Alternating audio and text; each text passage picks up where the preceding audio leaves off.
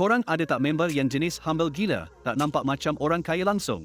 Pakai biasa-biasa, kereta pun pakai kereta lama, tapi bila dapat borak, baru tahu dia pemilik syarikat megah holdings. Yang paling best, bisnes dia bukan benda hype pun, orang tak pandang sangat pun, tapi dia laju buat duit diam-diam. So, dalam video ni, Bros Duit nak share 4 bisnes boring yang untung RM20,000 sebulan. Siapa sangka, benda orang tak pandang ni sebenarnya lubuk duit. Selagi korang buat sungguh-sungguh dalam apa sahaja yang ada depan mata, rezeki memang tak ke mana. So, apa tunggu lagi? Alright, let's go. Nombor 1, jual nasi campur.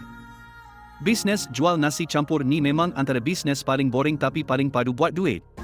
Tak ada menu fancy, tak perlu branding cantik, tapi hari-hari orang cari. Sebab tu banyak kedai nasi campur boleh bertahan bertahun-tahun tanpa buat marketing pun.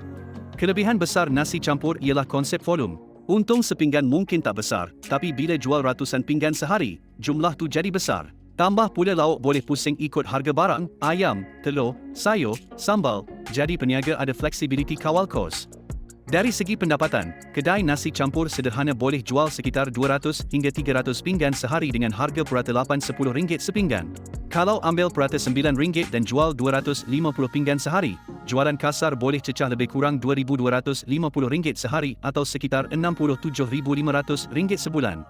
Kos overhead pula termasuk sewa kedai RM1,500 ke RM3,000, gaji dua pekerja sekitar RM3,000 ke RM4,000, bel utility RM500 ke RM800, dan kos bahan mentah lebih kurang 45-50% daripada jualan. Lepas tolak semua kos ni, untung bersih RM20,000 sebulan memang realistik kalau kawal pembaziran dan konsisten jualan. Untuk naikkan untung, ramai peniaga nasi campur buat tambahan simple macam bungkus nasi untuk office, supply catering kecil, atau jual lauk berasingan. Kesimpulannya, nasi campur ni bukan bisnes glamour, tapi bisnes survival yang sangat kuat. Selagi orang lapar dan nak makan murah, bisnes ni akan sentiasa relevan. Kalau buat betul-betul, jaga rasa, harga dan kebersihan, nasi campur bukan sekadar cari makan, dia boleh jadi mesin cetak duit senyap-senyap. Nombor 2, servis ubah suai dan baiki kontainer. Servis ubah suai dan baiki kontainer ni memang contoh bisnes boring yang orang selalu pandang sepi, tapi sebenarnya duit dia senyap-senyap padu. Kontainer ni bukan setakat untuk simpan barang je, tapi banyak orang guna jadi site office, store project, kedai kecil, kafe kontainer, sampai rumah sementara. Selagi ada construction, logistik dan bisnes kecil, selagi tu kontainer akan sentiasa diperlukan. Kerja bisnes ni biasanya melibatkan welding, potong besi, pasang pintu, tingkap, aircon, wiring asas dan kemasan dalaman. Ramai kontraktor, developer kecil dan owner bisnes tak nak pening kepala, jadi mereka cari satu pihak yang boleh settle semua benda sekali jalan. Kat situ nilai bisnes ni naik, walaupun nampak kotor dan panas. Dari segi pendapatan, kalau satu projek ubah suai kontainer bernilai sekitar RM8,000 hingga RM15,000 seunit, buat 4-6 unit sebulan pun dah boleh capai jualan RM40,000 ke RM60,000. Kos overhead yang realistik termasuk gaji 2-3 pekerja RM6,000 ke RM8,000, sewa bengkel atau tapak kerja RM1,500 ke RM3,000, elektrik, welding rod, gas, cat dan alat habis guna RM3,000 ke RM5,000. Lepas tolak semua kos, untung bersih RM20,000 sebulan tu memang sangat masuk akal kalau job konsisten. Kelebihan bisnes ni, pelanggan biasanya repeat atau datang melalui rekomendasi. Sekali puas hati, projek seterusnya dia bagi dekat orang sama. Tambah pula kontainer ni barang tahan lama, jadi bila rosak, orang lebih rela baiki daripada beli baru. Ini buatkan bisnes ni stabil, tak ikut trend dan tak terkesan dengan musim sangat. Kalau nak scale, korang boleh fokus pada niche tertentu macam kontainer site office, kontainer store industri, atau kontainer retail. Inilah jenis bisnes boring yang tak viral, tak glamour, tapi diam-diam boleh bagi kehidupan selesa kalau buat betul-betul. Nombor 3, pembekal frozen food. Bisnes pembekal frozen food ni memang nampak simple dan boring, tapi sebenarnya market dia besar gila. Banyak kedai makan, restoran, kantin, hotel perlukan stok frozen food. Lagi-lagi bila ramai orang sibuk kerja, demand untuk makanan frozen ni makin tinggi. Dari segi kelebihan, bisnes ni steady sebab pelanggan datang dari pelbagai lapisan. Daripada peniaga kecil sampailah ke hypermarket. Bila dah ada network pembekal kilang dan logistik yang proper, pembekal frozen food boleh kawal harga dan dapat repeat order setiap bulan. Barang ni bukannya ikut musim sangat, kira sepanjang tahun orang akan beli, tak macam buah-buahan yang ikut musim. Dari segi pendapatan, katakan jualan kasar frozen food boleh cecah RM200,000 sebulan.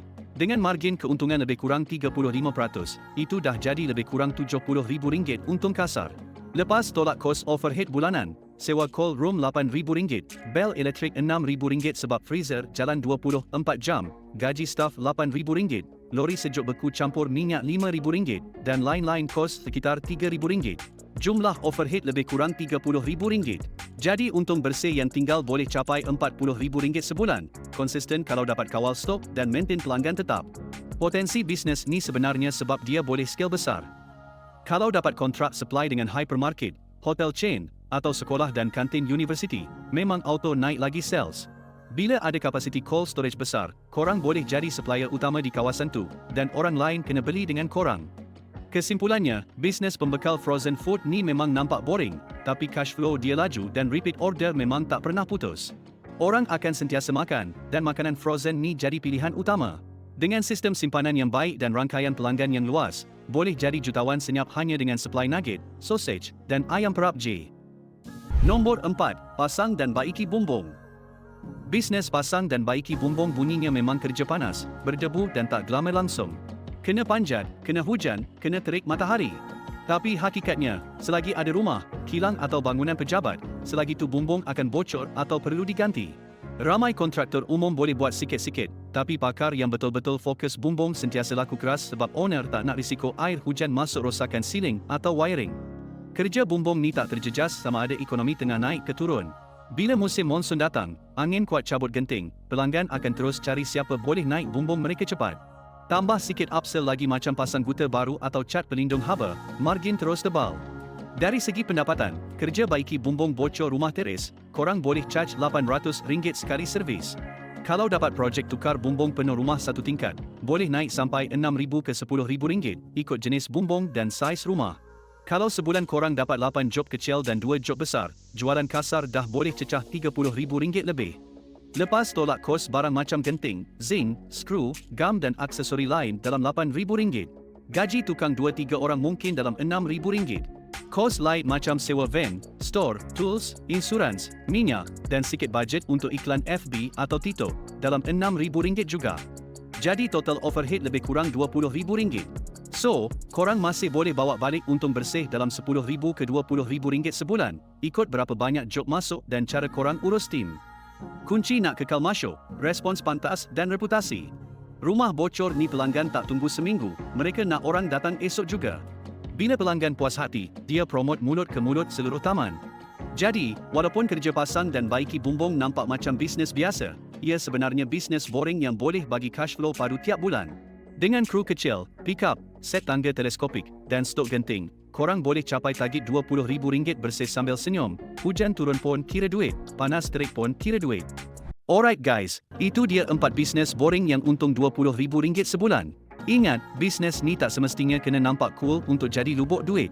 Kadang-kadang, yang paling low profile tulah yang paling untung.